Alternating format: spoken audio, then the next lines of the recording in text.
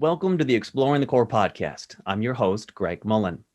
In this sixth episode, I'll be exploring a layer of my framework that's actually a very popular topic for teachers, a layer that looks specifically at competencies for social and emotional character development. It's celebrated in schools with various social and emotional learning programs, which I do talk about back in season 1, episode 4. But today I want to talk about a specific organizing of concepts and skills that make up this layer of social emotional character development, because I believe helping people develop these competencies directly supports our efforts to promote the kinds of values that I introduced in the last 2 episodes, things like responsibility, respect, and trust, and that underneath those values are specific concepts and skills like emotional self-awareness and self-management and social awareness and relationship management. And there's been a lot of work done in this area by lots of different organizations. And having taken several courses myself and poring over the literature from the past few decades, I'm excited to share with you the elements of this layer, which I introduce in the second half of this episode. Because the first half of this episode, I'll be highlighting the work of Liz Keable, a success coach and social psychologist, helping students to achieve higher academic marks by developing in them social and emotional competencies. And as I share segments of our conversation, those that have listened to previous episodes may start to connect the layers I talk about in past episodes and how they play into how Liz talks about helping students, how she connects those layers of beliefs, of elements in their environment, and values like responsibility, respect, and trust, which all build on this inner layer of social and emotional character development. So stay with me as I celebrate the work of Liz Keable and her social and emotional approach to academic success.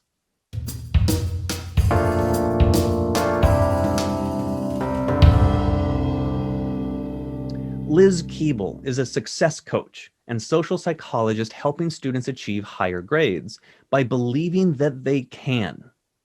She works out of the greater Norwich area, a few hours' drive northeast of London, and she agreed to speak with me about her experience as a student success coach.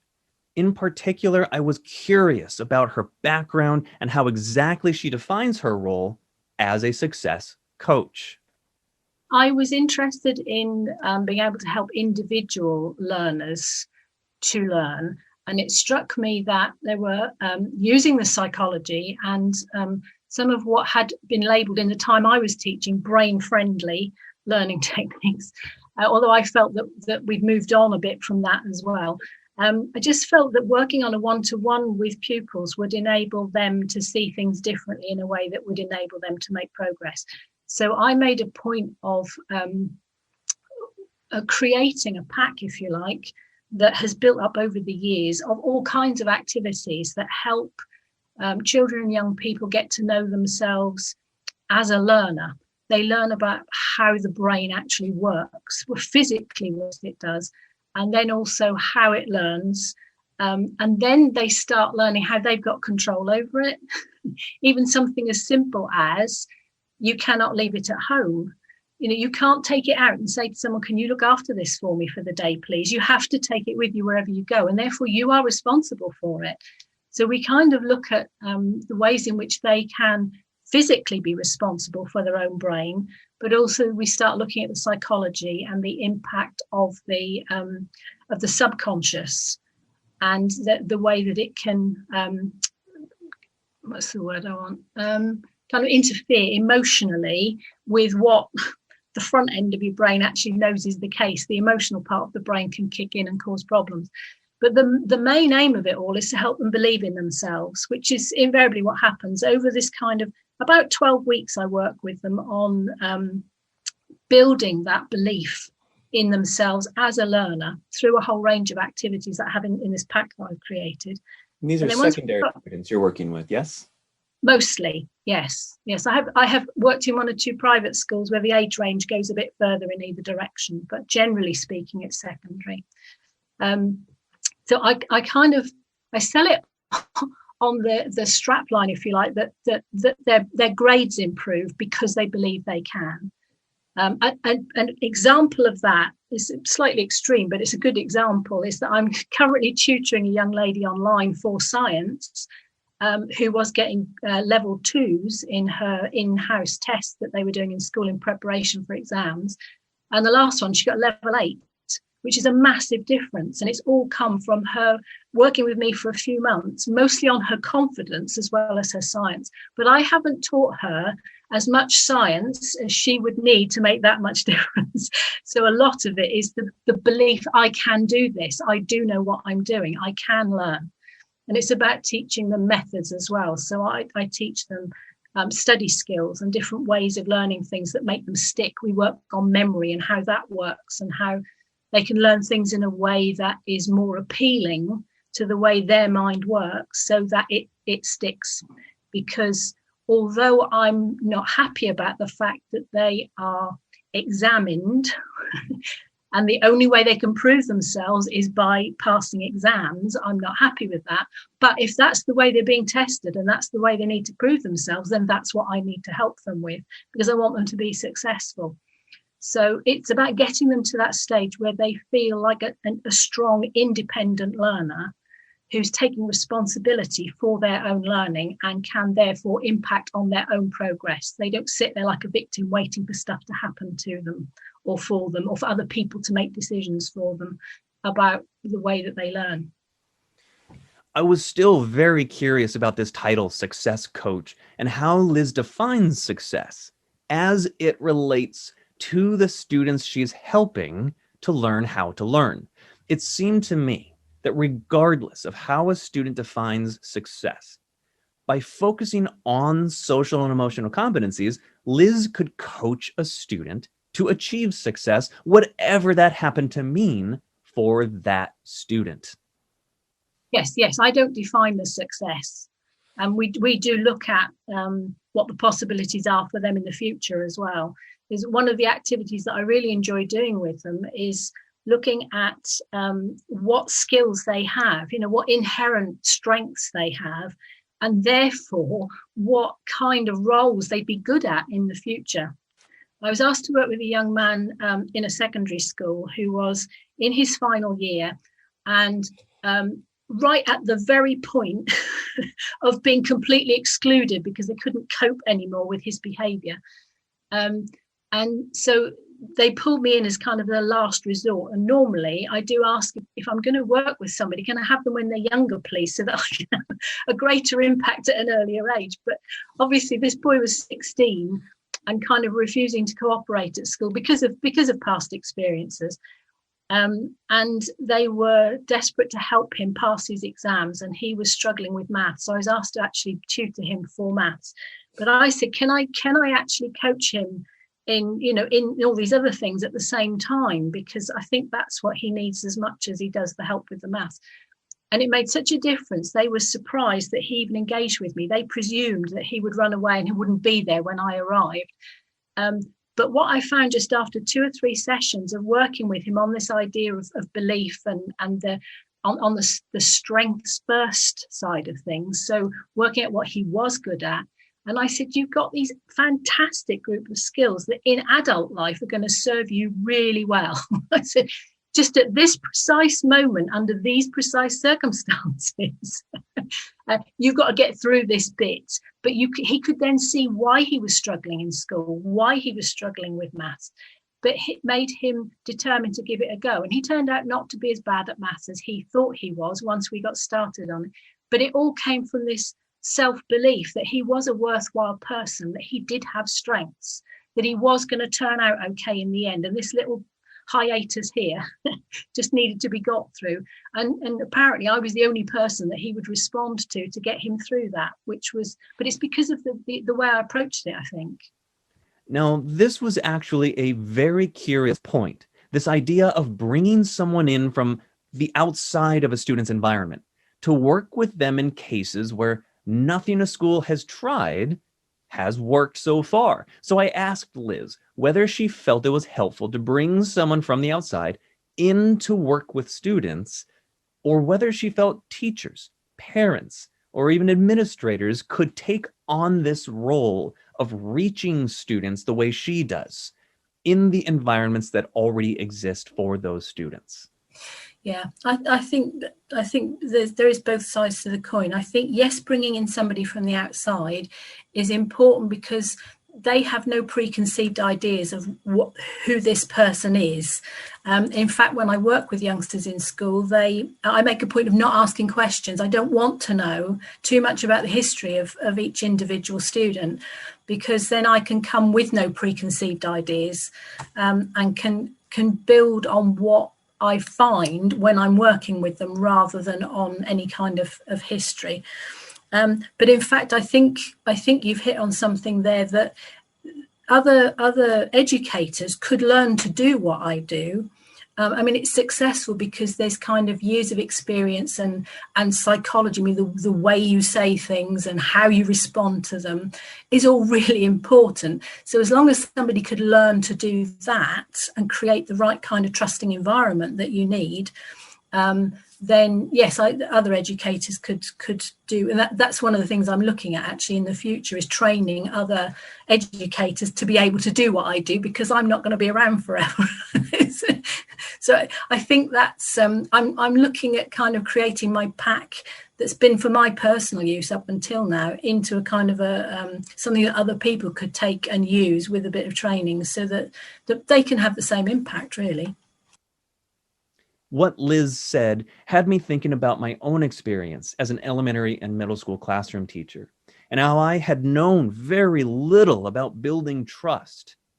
It seems like kind of a no-brainer, common sense thing to just know how to build trust with people, but it took me years to really understand what it meant to develop the kind of teacher-student relationship that not only bred that trust, but eventually was bred through a more self-directed classroom environment.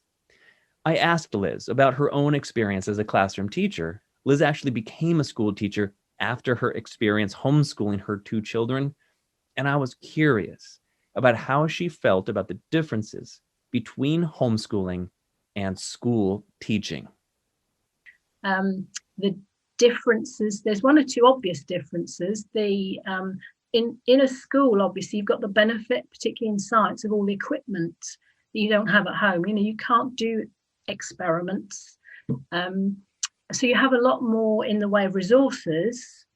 But as you said, there are restrictions there. There's not so much freedom. And one of the things I found that hampered me was a very,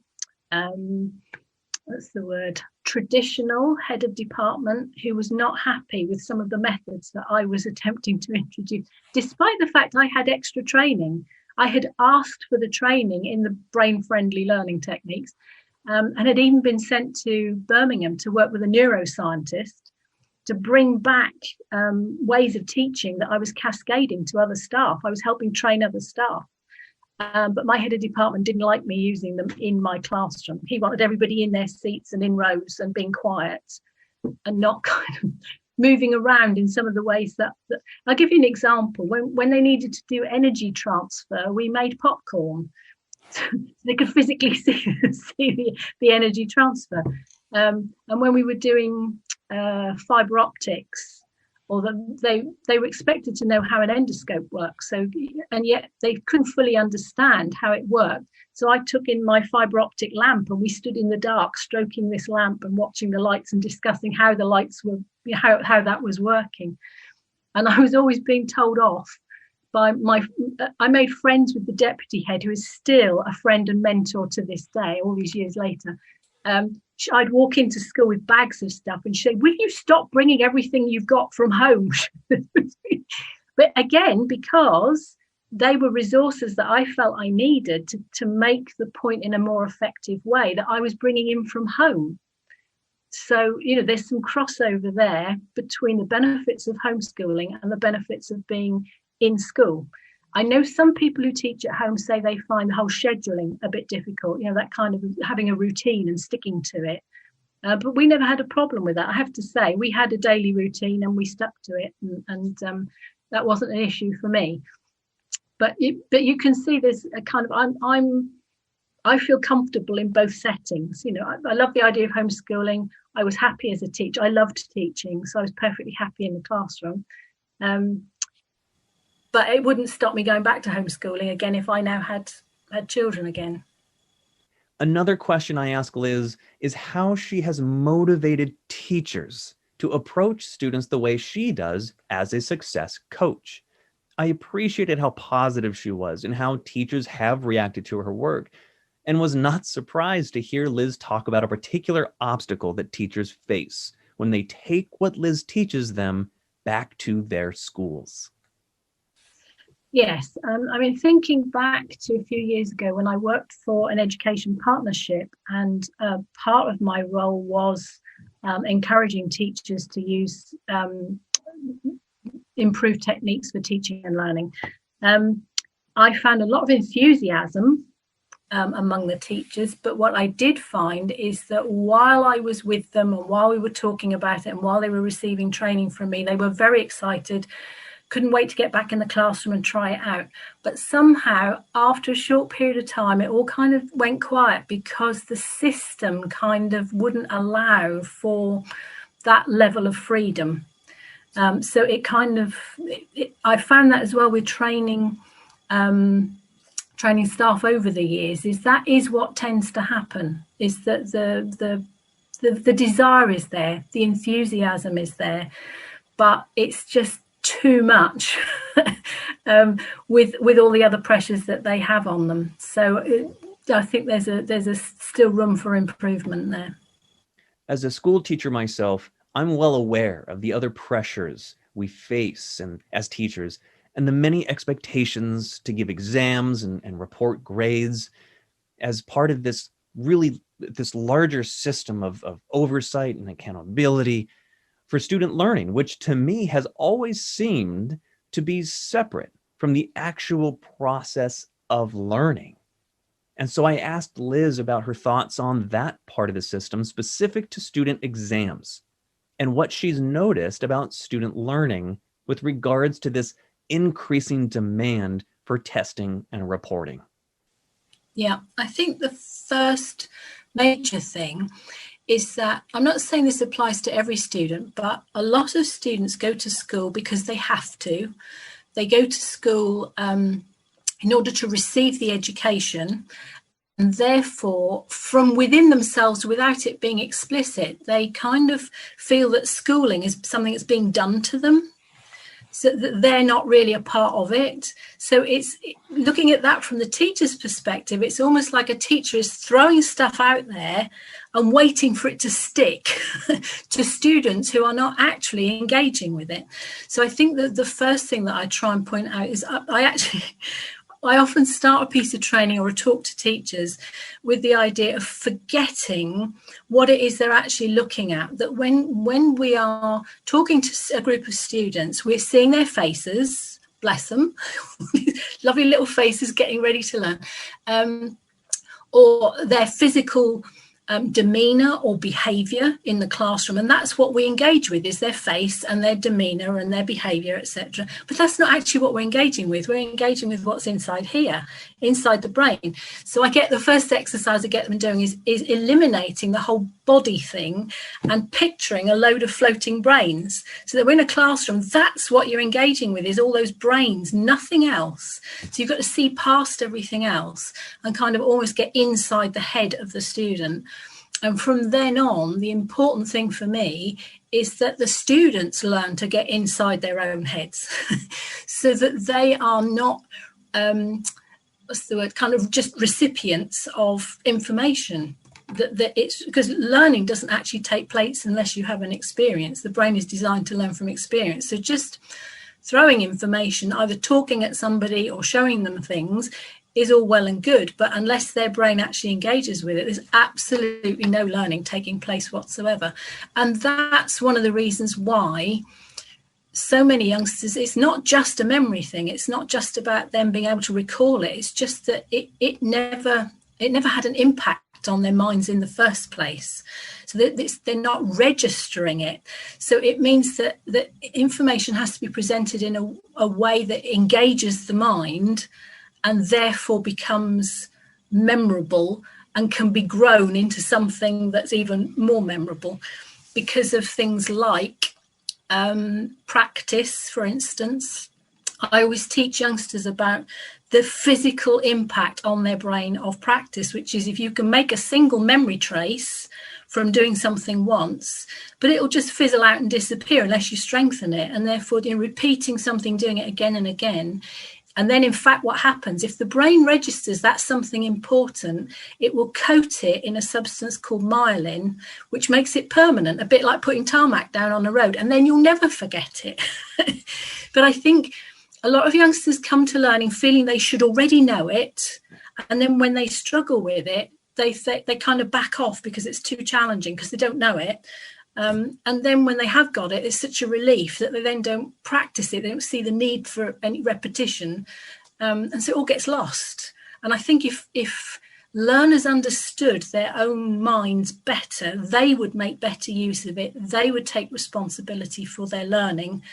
And then they will start making progress, because it's not something that's being done to them. It's something they're doing for themselves. I love this idea of teaching students about how their own brains work, how learning happens, how their own actions have consequences beyond the stickers and the points they receive from teachers, who themselves are receiving pressure from that larger system of oversight and accountability. Well, I asked Liz what her thoughts were on the importance of parents and building a shared understanding of teaching and learning with teachers, whether programs that promote what she's teaching about how humans learn might benefit parents and allow them to have their own learning personalized in order to understand themselves, how they learn, in addition to understanding how their child learns, and whether she feels this might actually be a good approach for schools to explore. I think that would be a really good approach. You've suddenly made me decide what it is I should be working on next. Thank you. I think, I don't know how involved parents are in schooling under normal circumstances in the US. Over here, they have more influence at primary level. But once the child goes into secondary school, there's very little involvement from parents at all. And I think it would be a really good idea for parents to be more involved. I think particularly at the moment, parents are thinking more about schooling because they are having to do it themselves at home. I'm posting on LinkedIn at the moment kind of suggestions to help them with the kind of psychology behind doing that, because it's not easy. And I think that the first point I tried to make was the fact that a lot of parents, once their children go off to school, lose sight of the fact that they taught their children for the first 5 years of their life and probably did a good job of it. And so they have already taught their child a huge amount before they ever go off to school. And they somehow kind of hand responsibility over to the teachers and forget their own role in it. And I don't think that's the parents' fault. I think that is, again, how the system is set up. Give us your children, we'll take it from here. And in fact, there's some resistance, if you like, almost to any kind of interference, isn't there, from outside? So I think there should be more of an exchange, if you like, at all ages between schools and parents, so that there is then a joint role, getting that youngster to a point where they are able to stand on their own 2 feet, as it were, educationally, emotionally, and everyhow else. It's a joint working between the parents and the home life and the school. They spend large amounts of time in both. So I don't think they should be as separate as they are. I think there should be a lot more crossover, and that will require some changes in the way the system works. And I don't personally know at the moment, although I'm not saying they're not there, of any support for parents in kind of becoming more familiar with having a kind of teaching educational role for their child, but which is something I'm prepared to take a look at, because if enough people are interested, that sounds like something worth doing, and that would interest me, because of linking all these different roles that I've had over the years would all kind of come together in one. I used to train people who ran parenting programs who needed the facilitation skills, if you like. They knew the content, they knew the parenting, but they didn't really have the skills to run a group. So I was kind of training them with the facilitation skills. But there is still crossover even there between parents and teachers, because you've got parents whose main concern seems to be behavioural issues. What do I do when the child does this? But teachers are the same. The teachers, that kind of classroom management is very much about the behaviour in the classroom, and so they're both sets of people, if you like, are dealing with similar issues, just one in school and one out of school. So I think there's some room for some training together for teachers and parents. I had a friend who was, until she retired, was really interested in getting together schools and parents and the student kind of as a threesome, if you like, to kind of cement stuff for the student. And she was interested in running courses that would kind of pull all that together, but that never really got off the ground. And I said, I don't know, doesn't mean it's not happening, but I don't know of anybody who's successfully doing that at the moment. And it may be that we're at that point in history now where that should be something that's happening. Now, I bring up with Liz the fact that many parents don't know what questions to ask their children's teachers to get this process started. Many simply just don't have the time, even if they did know what to ask, and how teachers themselves, they barely have time to connect with their own administrators, let alone so many parents, and that administrators too, they often have to limit their time that they spend with parents in the community, which shows how every adult involved in this schooling process is already stretched so thin. I ask Liz about the possibility of a school being the center of a community beyond just handling this responsibility for academic learning, and whether a school being a center or hub, something to give people the time to connect and learn about themselves and each other, even if that means incorporating social services into the schools, which a quick map search online will show are already littered across every community. Yeah, it reminded me of something we had in the UK a few years ago. I was trying to think which role I was in at the time. There's been so many of them. I think it was when I was development manager for the parenting strategy in a local town here. And at the time, both locally and nationally, there was a new project called Full Service Schools.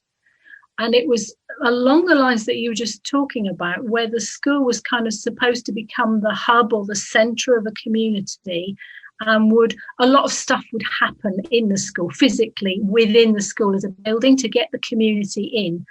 And I remember one head teacher, I talked to all the head teachers at the time because I held the budget for all their out of hours programs. So they were all really nice to me. I got cups of tea and shortbread biscuits everywhere I went because I had their budget. But one of the head teachers was very proud of the fact that his school was open 365 days a year, because they even had like a Christmas service in the school on Christmas Day. So he was really proud of that fact. And I'm not quite sure why that. I don't think there's that same feel anymore. I think it was something that the government put money into. And then, as with a lot of the projects I've been involved in, the funding comes to an end. And then the good that has been done with that funding kind of dies with it until the next lot of funding takes it somewhere else. So it's been done, and more successfully in some areas than others, I think. But I do think there is the need for schools to be more open. I think they feel that if they cater for every individual parent saying, well, I want this for my child, I want this, they're going to go crazy trying to fulfill all the desires of everybody. So they just hold their hands up and go, no, we're not going to go there. But I think if it was done gradually and carefully and with everybody's cooperation, that they could, we could make slight inroads, and just hopefully something would grow from that. It's not going to happen overnight.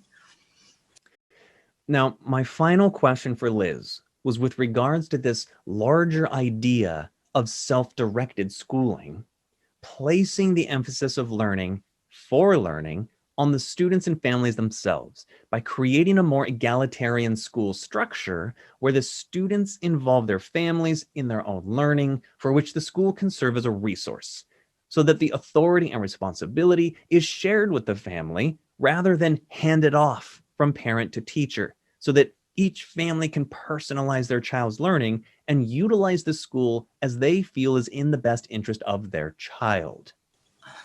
It's difficult because I think we need the shift, which may come from what I unfortunately work at now, this idea of helping youngsters to pass their exams because that's how they're going to be tested. That's the only reason I do it that way, is because that's what's needed. I want them to be successful, and that's unfortunately how they're going to have to prove themselves. But if we were able to shift more to provision, which in fact in this country has happened more recently, in that I think it was 2019. Might have been end of 18, 19, the Inspectorate for Schools put out a new document where they said that from the inspection point of view, they are not going to be inspecting so much what the school results are, which has been the big drive over recent years, is what results they're getting, what grades are the youngsters getting in their exams.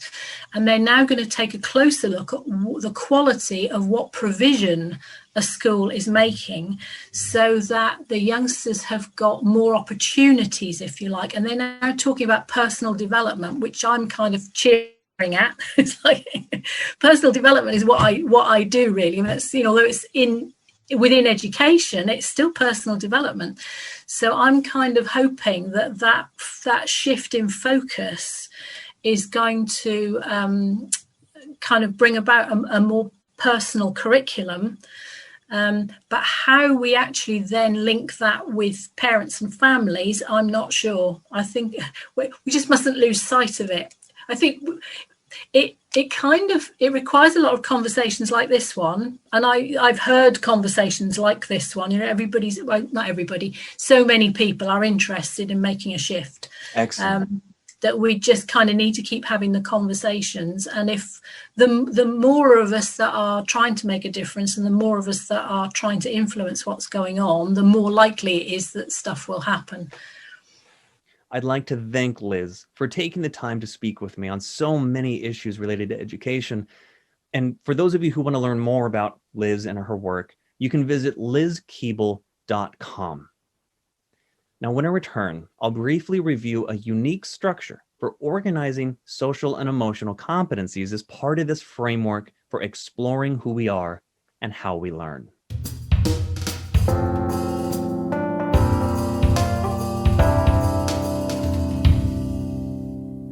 In this larger framework for who we are and how we learn, I include in this layer of social emotional character development 3 components or domains, which I've organized into smaller pieces. And as I briefly describe these 3 domains, consider which pieces sound familiar, which you might think are more or less valuable to you, and which seem to be new to you altogether. The first of these 3 components has to do with self-awareness and management. It's about recognizing and developing a capacity to manage your emotions, to set goals and monitor progress, and celebrate the self-improvements you make over time. The second component has to do with social awareness and relationships, recognizing and developing the capacity to identify how people think and feel differently. It's knowing when and how to communicate in a variety of different contexts and settings. And it's also practicing de-escalation techniques that can resolve various different kinds of conflicts. The third component involves an awareness of how we as humans develop our sense of societal responsibility as global citizens, and develop a moral or ethical obligation beyond that of basic law and order as individuals and groups who interact with communities big and small, locally and globally. Now, over the years, I've spoken with a number of parents and teachers about these ideas, and the general consensus is that we know that all of these concepts and skills are not being taught to children. And it's not because parents and teachers collectively aren't doing their jobs. It's that we as adults, as the teachers, as the parents, we simply weren't taught these concepts and skills at a young age and did not have these ideas explained to us during our formative years when we were forming integral beliefs about ourselves and each other. Adults who I've spoken to generally agree it is important to teach social and emotional competencies. And we generally want to help develop those competencies in our children, but there isn't yet a consensus among us as the adults who are part of our children's lives as to what these competencies are, and as adults are hesitant to have to relearn what we've spent a lifetime figuring out.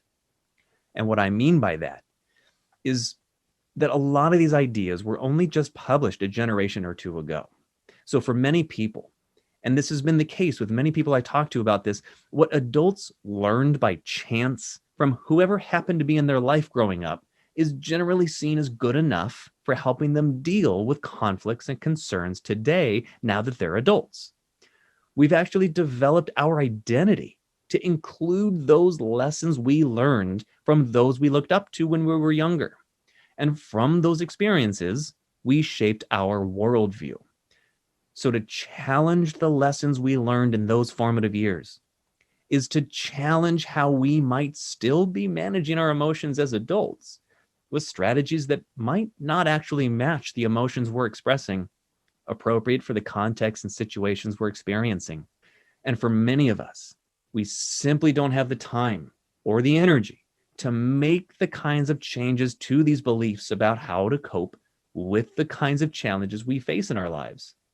And when we then see our children experiencing conflicts and concerns in their lives, we figure they'll be fine because they'll likely figure out how to deal with their emotions the same way we did, with whoever happens to be around when they need to learn those valuable lessons. Unfortunately, history has shown that not all adults develop healthy emotional coping strategies and social skills. And with everything we know today about how the brain works and how it isn't that a person never changes, the story is actually the opposite.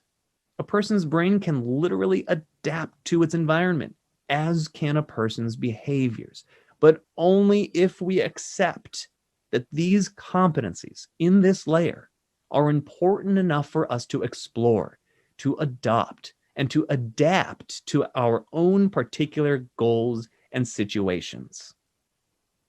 And this is where I believe schools can be a catalyst for change by inviting their families to create a shared vision and language that embraces this idea that it isn't just children who need to develop these competencies, that teachers must internalize these ideas as part of a shared language, a shared understanding, and be able to model and coach their students both in and out of the schooling environment. And that parents too must also recognize and support the development of these competencies such that their children can see these competencies reflected in those they value in their communities. But there's a catch to all of this, which might not come to be much of a surprise. And as a school teacher myself, I want to acknowledge that it does take a lot of time and energy to just maintain the status quo, to keep the ship rowing the way it already is. And that change is often met with concerns over time constraints, resources, and energy, and that implementing a social and emotional learning program as an additional 30-minute lesson each week or scheduled extracurricular activities is often seen as being placed on top of the already overburdened school schedule for teachers, for the students, and for their parents. But we must not see social and emotional competencies as something teachers add to their plate. Instead, we must see it as the plate itself. Social and emotional competencies, they're not concepts we learn in addition to academics. These competencies are the behaviors that reflect the values we're already promoting in schools and in our communities.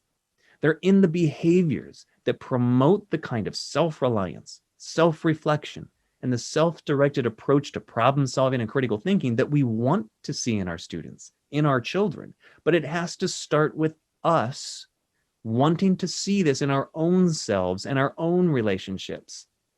That's why I believe this layer is key for understanding who we are and how we learn. It's the layer underneath the values we perceive, the elements of our environment, and the beliefs we hold.